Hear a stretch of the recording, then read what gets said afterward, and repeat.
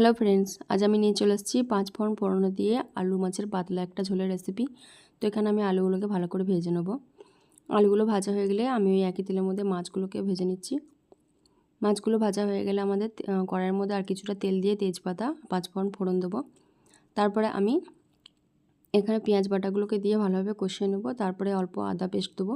আদা পেস্টটা দেওয়া হয়ে গেলে ভালোভাবে নাড়াচাড়া করে নিয়ে এখানে আমি 1 চামচ হলুদ গুঁড়ো, 1 চামচ লঙ্কা গুঁড়ো, 1 চামচ লবণ দিয়ে ভালোভাবে কষিয়ে নিতে হবে। তারপর অল্প করে জল দিয়ে মশলাটাকে ভালোভাবে ফুটিয়ে নিতে হবে। ফুটে গেলে কাশ্মীরি রেড চিলি পাউডার দিয়ে ভালো করে কষিয়ে নিতে হবে। কষানো হয়ে গেলে আলুগুলো সেদ্ধর জন্য পরিমাণ মতো জল দিয়ে দিতে হবে। জলটা ফুটে গেলে এখানে টমেটো কুচি আলুগুলোকে দিয়ে দিতে হবে। ঢাকনা দিয়ে আলুগুলোকে ভালোভাবে সেদ্ধ করে নিতে হবে।